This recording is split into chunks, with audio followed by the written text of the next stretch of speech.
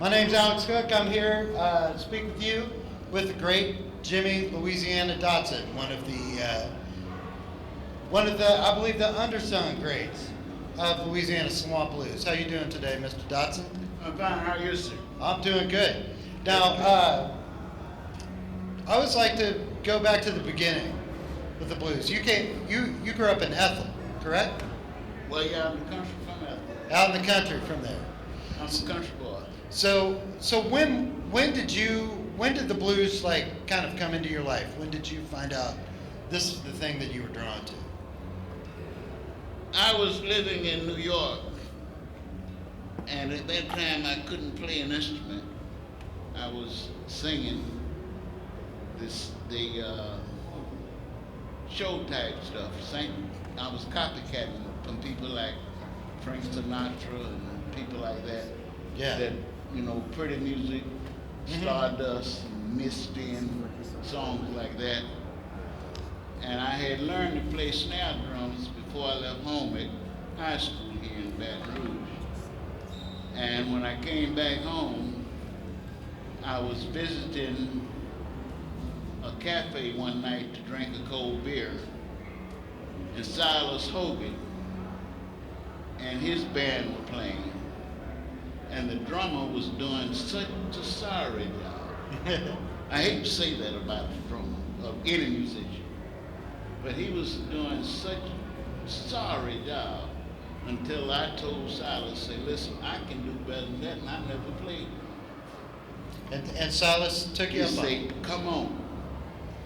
And I played with him 7 years after that, non-stop. And that's how I got into the blues.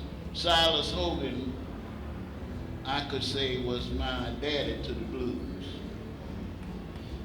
Yeah. You've heard of Silas Hogan? Oh, I've seen Silas. Yeah. Well, he introduced me to the blues on the drums. Okay. And me being basically lazy, and the drummer has to work all the time. Right. I decided I was going to learn to play the guitar. So I could rest sometime. Right, yeah. You get those little showcase moments in there. So you were already playing in the band, and then you learned to play guitar.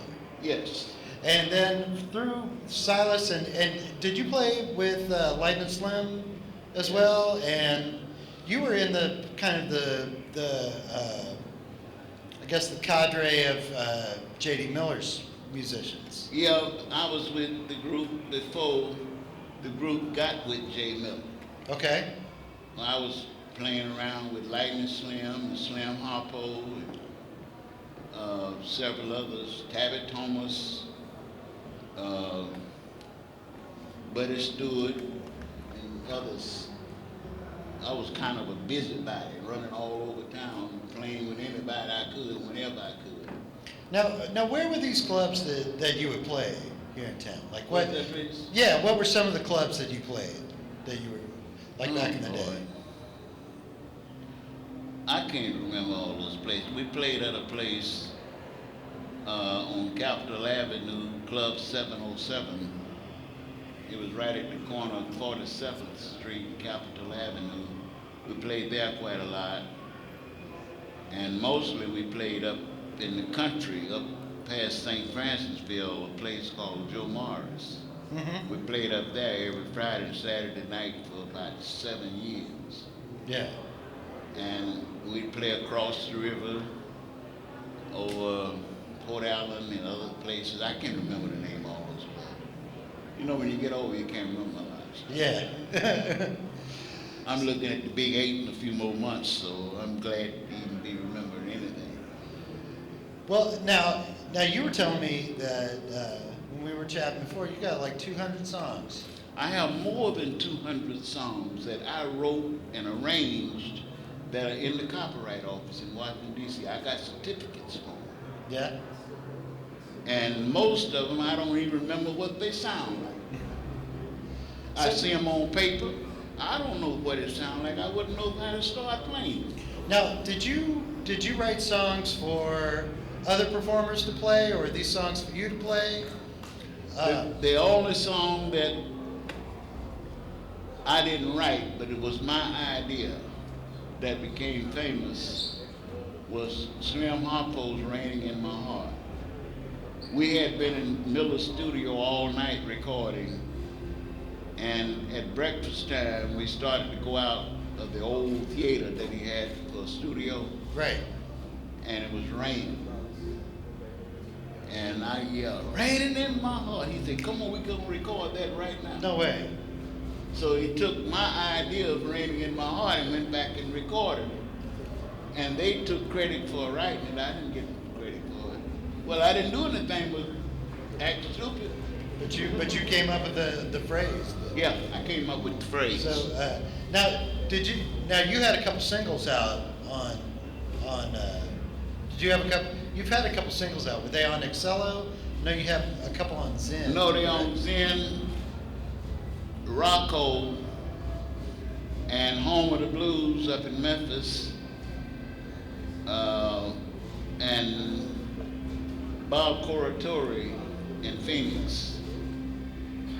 And I did some other stuff in Atlanta, but I didn't use my name. What name did you perform under in Atlanta? D.D. James. Now, why'd you do it under a different name in Atlanta? Well, back then you didn't use your own name on stage. Oh yeah? You didn't use your name on stage. You always create a name. Yeah. How come? I don't know why. And see, my name is James D. Dotson. Uh-huh. So I named myself D.D. James. Okay. And I did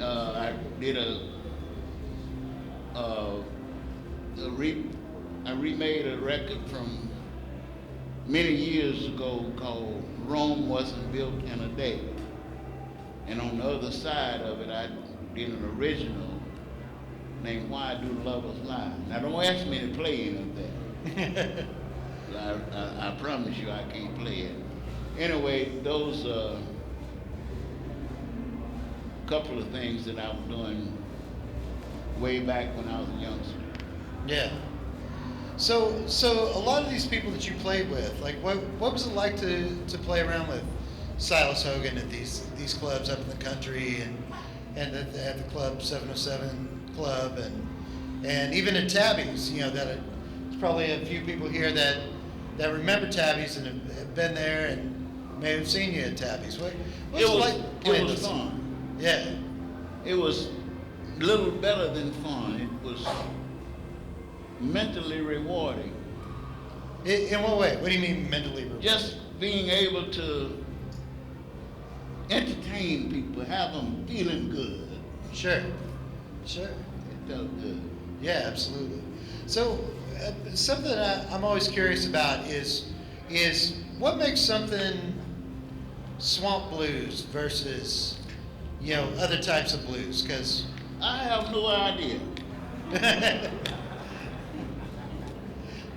And if I tried to tell you, I would be lying to you, and I don't practice lying. I don't know. I don't classify myself as a swamp blues musician. did people back in the day refer to that as swamp blues? Or is that like kind of an invention after the fact? That's something that came along in the later years. I'm a situation musician. What you mean I by write that? and play a song according to the situation. And it may be a blues, it may be a country western, or it may be something like you're gonna get up and jump all over the place with. I'm a situation musician. But see, I play guitar, the drums, the piano, and the bass. So at any given time, I'll grab an instrument and commence to playing. And I'll play according to whatever the situation is. For instance, this is a situation. This absolutely.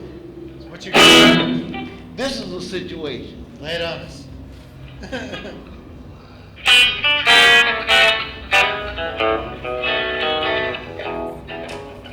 You're sitting there, you're asking me all these questions. And I don't know the answer to them. So don't ask me if you don't want to know.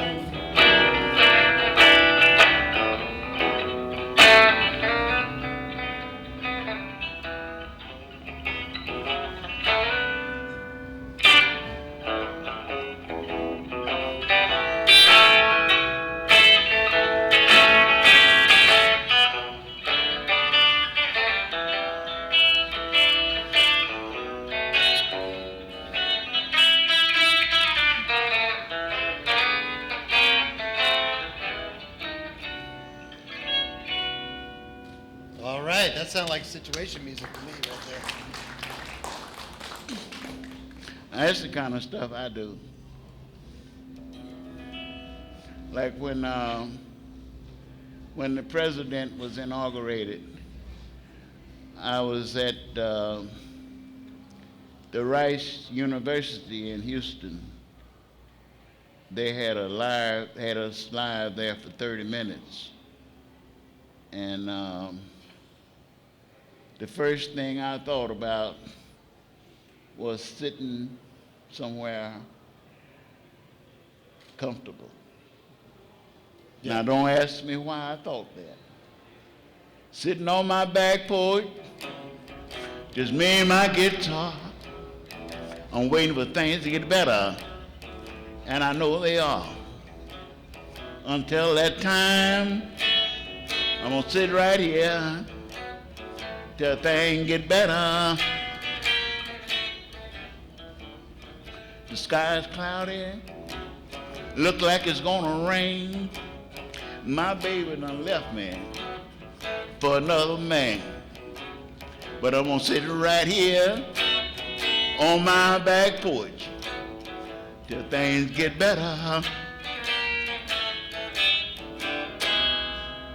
That's all Sitting right. on I my like back that. porch. I like that. That'll put you on the news, so you just do one of those every night about what's going on. Every night.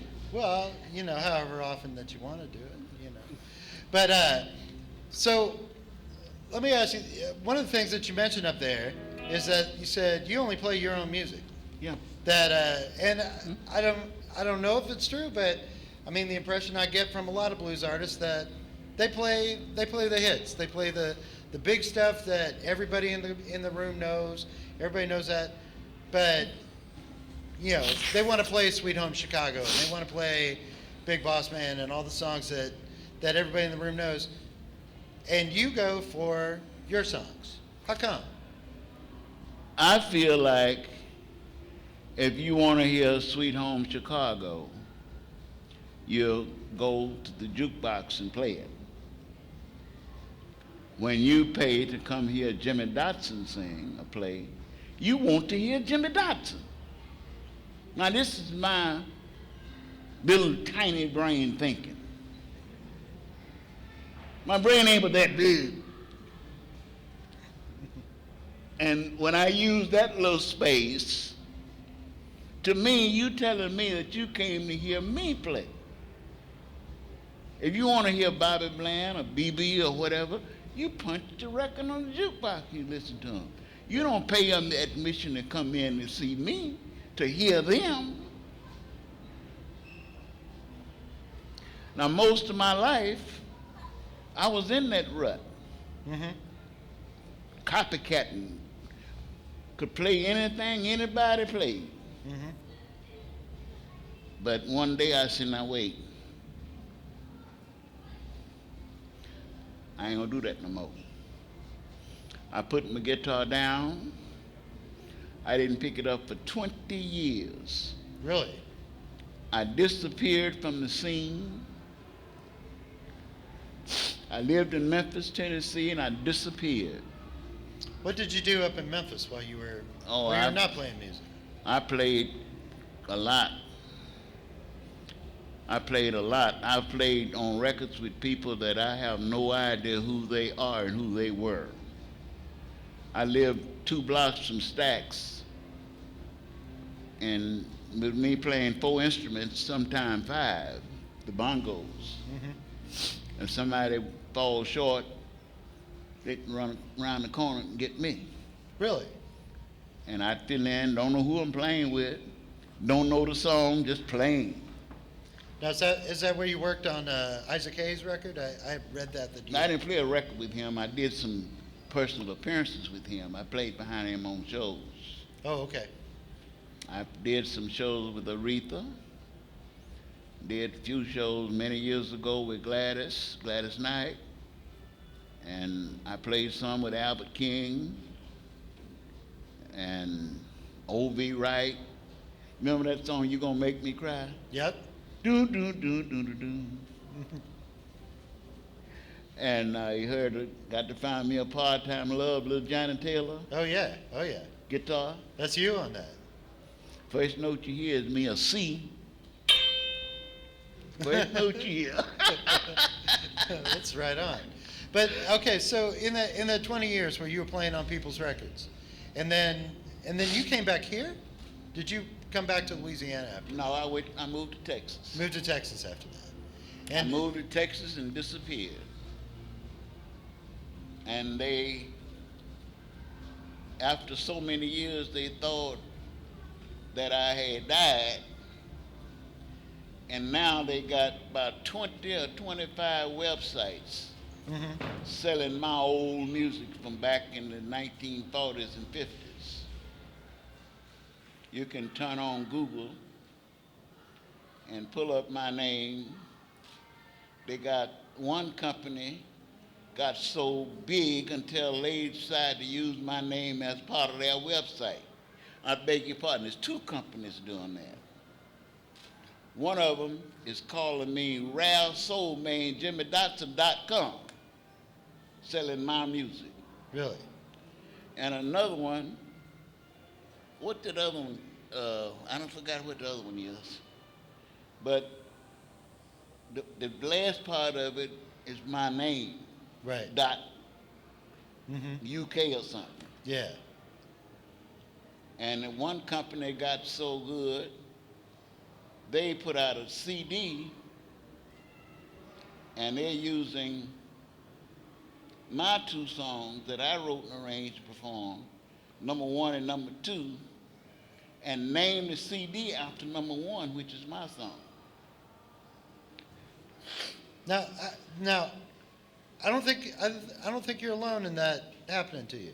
That there's a lot of musicians that came out of the blues tradition that happened. How did that come to pass? Is that? Well, back then you were more concerned about being heard. Those of us who didn't know anything about business, like myself. At the time, I didn't know anything about business. And the only thing that I was excited about was being able to walk into a cafe and hear myself playing on the jukebox. Or somebody would call me or write to me and tell me they want me to come play because they heard my song. That was the fun. We wasn't thinking about the money, the real money. Right. The real money. I'm not Right. talking about that 3% royalty. I'm talking about the real money. Absolutely. Yeah. Up top money. Right. Right. We didn't know anything about that. So when we get to someone that's going to produce a record and get us in the studio, hand you a stack of papers, you sign, Right. and it's gone. All your money. Right. That's where I am.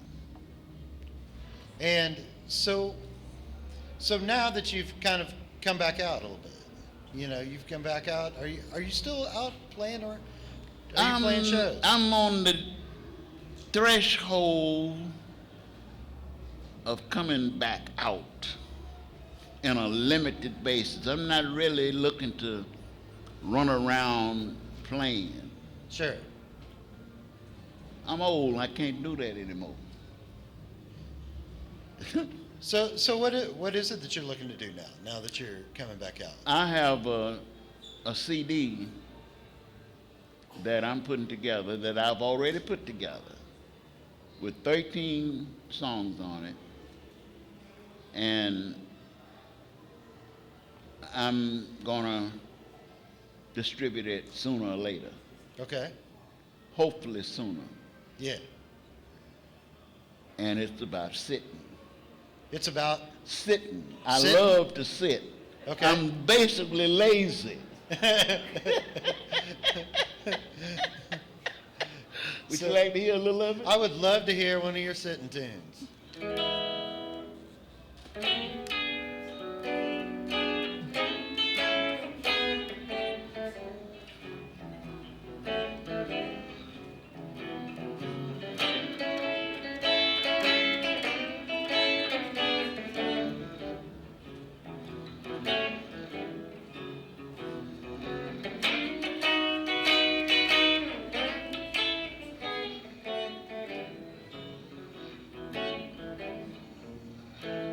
I'm sitting here.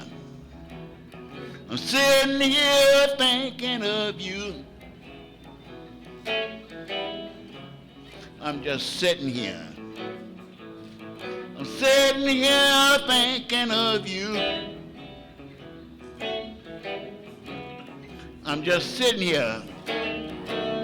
So lonesome I don't know what to do. I'm sitting here. My heart's down on the floor. I'm just sitting here.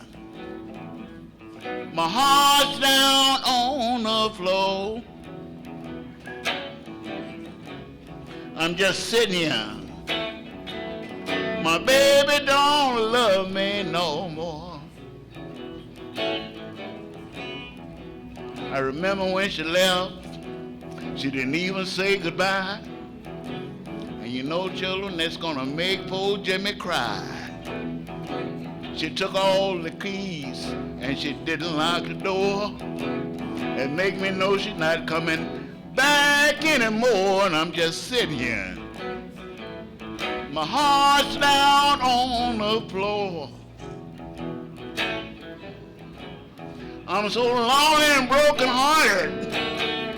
My baby don't love me no more.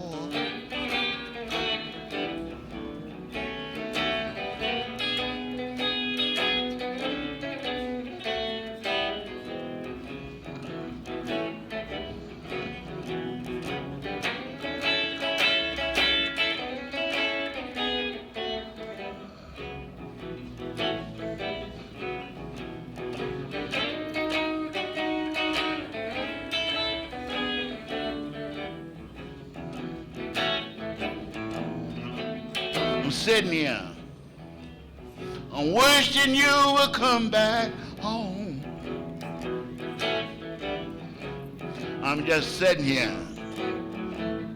I'm wishing you would come back home. I'm so lonely and broken hearted. I'm tired of being alone.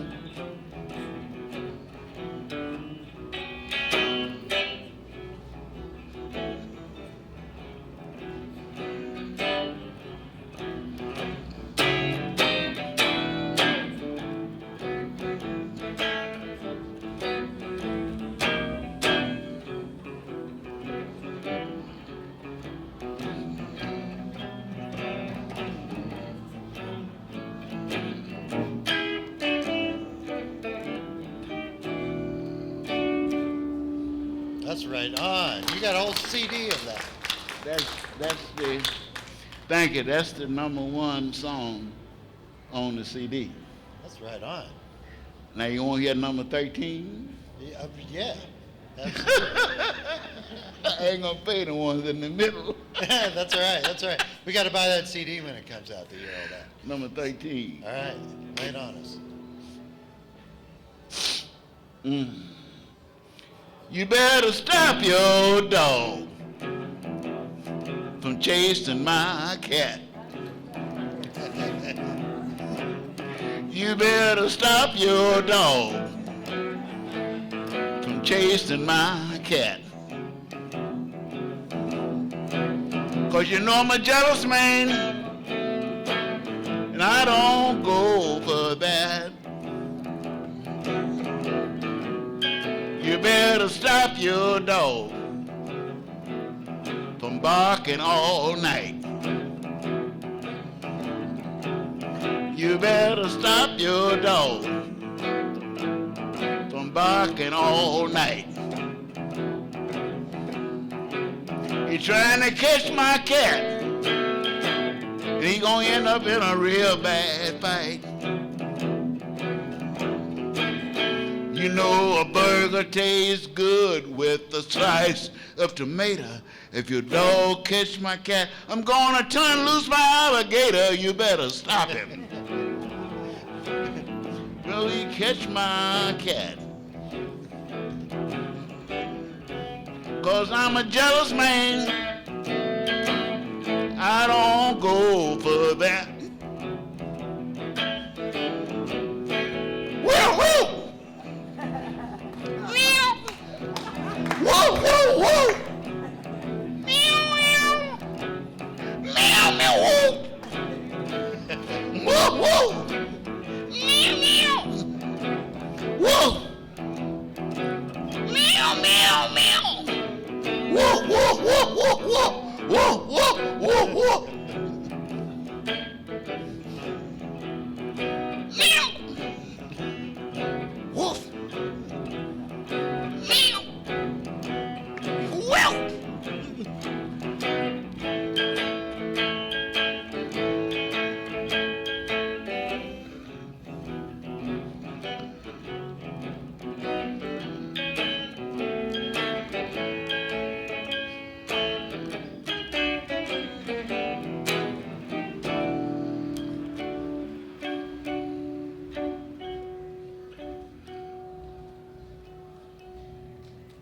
I guess you got All right, all right. You know, being in situation, I guess y'all have to excuse me a second. My tank's leaking. One of my tanks leaking. Carry these garage rags with you. Get old and your tank start leaking. Yeah. Can't stop it, but you got to deal with it. Got to deal with it. Got to deal with it.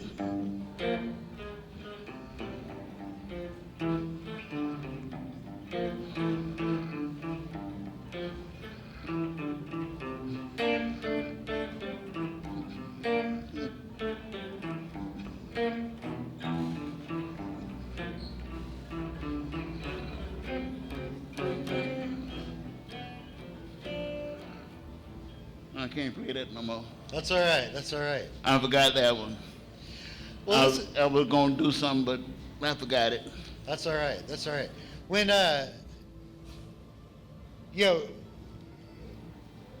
when people are getting into the blues, and like young performers that want to play the blues, you know, you've kind of seen the whole spectrum of things, of like coming up old school, playing the clubs out in the country, playing in the city, playing as a session musician with Stax, then coming back around to, you know, like the songs we were just hearing, these very real that are intrinsically you. Mm-hmm. They're nobody else. What advice would you give to a young musician who's like wanting to get in the blues and they start going to blues jams and they start, you know, working that scene? What advice would you give to them? What would you tell somebody who was like starting out and they have that little spark? How do they get a flame out of that? If spark? one pay attention, anyone pay attention to your personal adversities. All you have to do is talk about it, or sing about it, or play about it, and you're playing, singing the blues. Your personal adversities and adversities you see with others. When you see, all blues is not swamp blues. Sure. And see, all of it is not slow and dragging and sad and fall dead and all that old. You got all kinds of things that are blues. Right. You know, your car won't crank. You got the blues. You go out, your windshield's iced over. That's blues. Right. But you got to deal with it. Yeah. That's blues. So you got all kind of blues. And you know, like if so let's say you work and payday time comes. I wrote a song about that. I might play it for you. All right, all right. And when the time come to get paid, you run into problems. The boss gone with the money, or come and tell you there's no money they pay you, or you get the check and go down to the bank, won't cash it, or when you get to the grocery store, they sold out of what you need to buy for your children, and all kind of, that's blues. All that's blues. Right. And that's everybody. That's Nobody everybody. escapes that. Right? That's everybody. Yeah. Everybody has the blues of some kind. Right. All you got to do is recognize it as being an adversity. Accept it for what it is. This is blues. So you ain't take no special talent to play blues. I don't have any special talents. If it took special talents, I wouldn't be in the blues. But isn't it a special talent to be able to be open to tapping into those things? Most people want to, if they've got adversity in their lives, they want to block that out. They want to hold that away. Is that a special talent to be able to tap into that? To be open to that? To be open to talking about that? Yes, it is. And it can be handled in 4 words.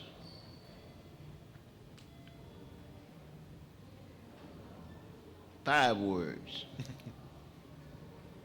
I want to do this. And do it. I like that.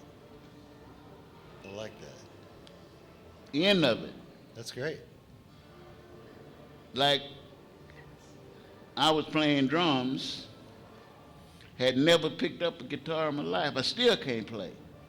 I just play songs on the guitar. I can't play the guitar. I play songs on it. That's why I mostly write my own. That way I can play it the way I want it to sound. Right. Right. I don't play good enough to play behind all these big time people out there. And I ain't gonna even try. There was a time when I tried. Yeah. And that's a mistake a lot of young musicians make. They're trying to do what the other person is doing as well as they are doing it. Right. Leave that alone. Do what you can do the way you can do it. All right. And when you do that, you won't run into that problem that a lot of young musicians run into. I've had more problems than most people. You don't even want to hear it. You don't even want to hear it. I'm not going to even bother you with it. But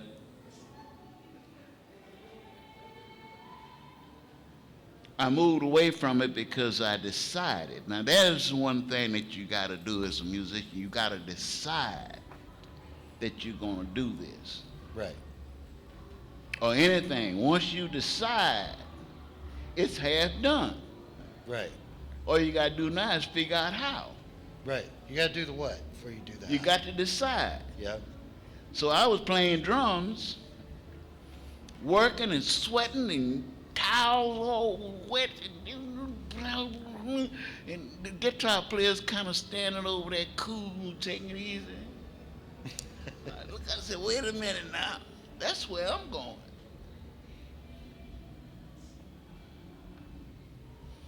And when I decided, I was living out in Scotlandville near the airport on the Bradley Road. Uh-huh. And I was driving bus for a company there in Scotlandville named London Brothers. That's when they had blue and white buses coming out of Scotlandville. Right. And it come to the state capitol right here, unload, pick up a load, turn around, and go back to Scotlandville. Right. I was driving number 3. And a guy got on there and pawned this guitar to me for a ride.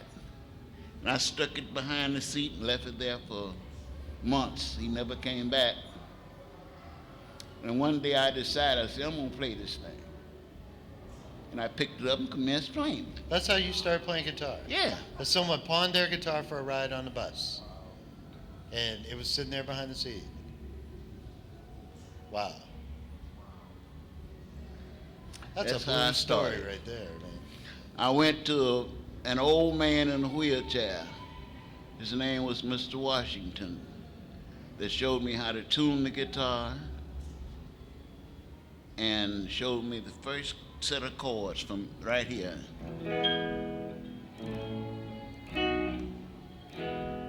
He showed me those chords, and that was it. The rest I had to learn on my own. Yeah. And I used to go around guys that were playing, keep my guitar in the trunk of the car, and I'd go in there and watch him play, and he'd do something, and I'd run outside and grab mine and go back in and watch him do something else, run outside and play a little bit. Yeah. That's the way I learned to play. Now you were like in the, maybe in the 80s, you were a regular at Tabby's, correct? Yeah. Yeah, you played there like from when he opened up. Yeah, Tabby and I were good friends for many years. And I used to go to his club every time I was in town. At the time, most of the time when he had his club open, I wasn't living here. Oh, okay. But I was a traveling salesman selling books up and down the road, and every time I'd pass through here, I'd come into Tabby's. I lived in Tennessee most of the time when Tabby had his club open. I lived in Memphis. Yeah. But when I'd come in anywhere this area on a weekend or whatever, I'd come to Tabby's place. That was my hangout away from home. Sure. Mhm. Sure. Yeah, Tabby and I go way back. We go back to when he was playing the piano. Yeah. Yeah. Before he was playing the piano. You don't know that for a fact. No, I don't go back that far. You don't know that for a fact. That was back when Buddy Guy was a little boy.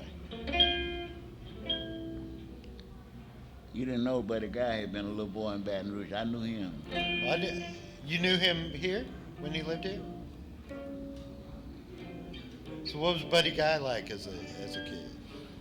We didn't become friends. I just knew him. Yeah, okay. Now, did you play with him later on? Did you play with Buddy later on in life, or? Mm-mm. No. No, he used to sit in with us across the river. Sometime I'd be over there. We'd play, and sometime he'd come sit in with us. But I never played with him, and we never were friends. I just knew him. Yeah. So who was your favorite person to play with in the Baton Rouge scene? Like, who was that person that really kind of like? My favorite person to play with was Silas. Yeah, how come? Why? Because he treated you like a person, Yeah. not someone that's trying to capitalize on you. Too many people try and capitalize. They try and succeed at capitalizing on musicians because, as a rule, musicians don't know anything about handling business. Right. Too many don't know. I'm guilty. I didn't know, but I've graduated. Yeah. Yeah. I've graduated. Well. It took some doing. Yeah. And a lot of money went the other way. Right. And it's still going that way. I pulled up my name the other day, and my first record I cut with Miller, Zen Records, Looking for My Baby, and on the other side, I Want to Know.